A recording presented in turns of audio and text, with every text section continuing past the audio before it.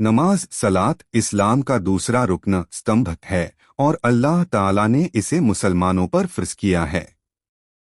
नमाज पढ़ने का तरीका कुरान और हदीस से सीखा जाता है और रसूलुल्लाह ने फरमाया, जिस तरह तुम मुझे नमाज पढ़ते हुए देखते हो उसी तरह नमाज पढ़ो। सहीह बुखारी 631।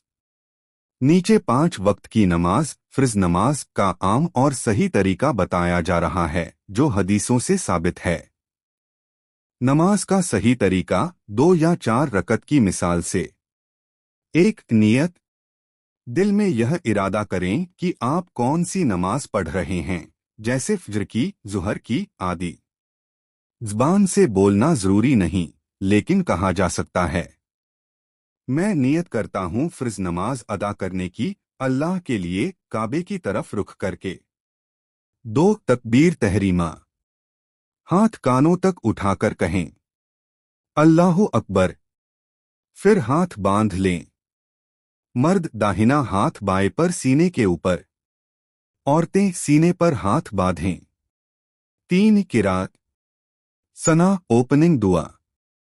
हे अल्लाह, तू पाक है, तेरी तारीफ है, तेरा नाम बरकत वाला है और तेरी शान बुलंद है। तेरे सिवा कोई माबूद नहीं। फिर औज़ और बिस्मिल्लाह पढ़े।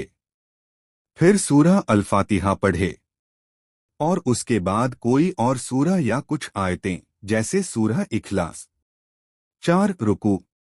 कहें और झुक जाएं। रुकू में कहें कम से कम 3 बार। 5 कौमाह। सीधे खड़े हो जाएं और कहें। फिर कहें 6 सजदा। कहें और सजदे में जाएं। सजदे में 7 अज़ा सदस्य जमीन पर लगाएं, माथा, नाक, दोनों हथेलियां, दोनों घुटने और दोनों पैर की उंगलियां। कहें कम से कम 3 बार। 7 जलसा 2 सजदों के बीच बैठना। कहें और थोड़ी देर बैठें। दुआ पढ़े। 8 दूसरा सजदा। फिर से कहें और दूसरा सजदा करें। 9 दूसरी रकत। पहली रकत की तरह दूसरी रकत भी पढ़े। 10 तशहुद बैठकर दुआ। दूसरी या चौथी रकत के बाद बैठकर पढ़े। अगर 3 या 4 रकत की नमाज है तो 2 रकत बाद खड़े हो जाएं और बाकी रकतें पूरी करें। 11 दरूद और दुआ। आखिरी तशहुद में दरूद इब्राहिमी पढ़े।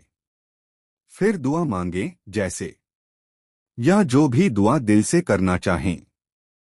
12 सलाम फेरना। आखिर में दाएं और बाएं सलाम कहें।